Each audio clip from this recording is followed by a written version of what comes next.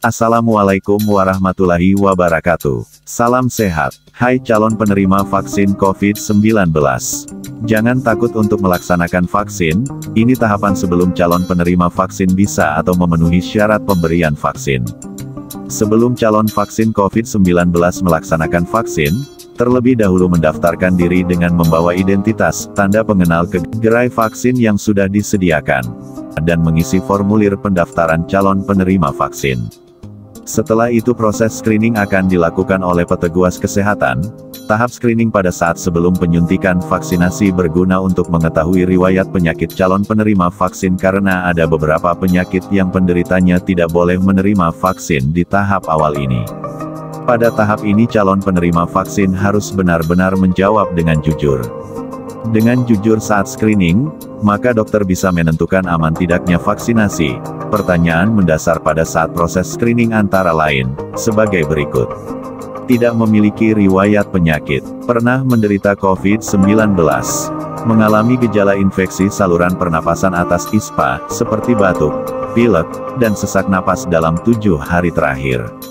Sedang mendapatkan terapi aktif jangka panjang terhadap penyakit kelainan darah gagal jantung atau jantung koroner.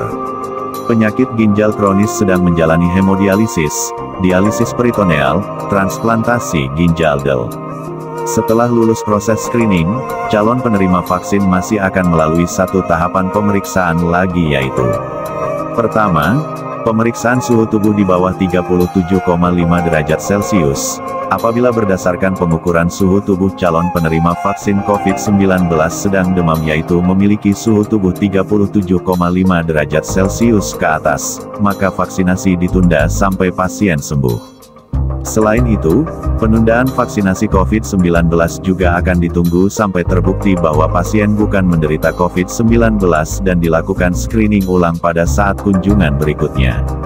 Yang kedua, pengukuran tekanan darah. Apabila berdasarkan pengukuran tekanan darah didapatkan hasil di atas atau sama dengan 140/90, maka vaksinasi tidak diberikan. Penyakit lain non-screening. Syarat penerima vaksin untuk penyakit lain yang tidak disebutkan dalam format screening di atas dapat berkonsultasi pada dokter ahli yang merawat. Disarankan saat mendatangi tempat layanan vaksinasi dapat membawa surat keterangan atau catatan medis dari dokter yang menangani selama ini.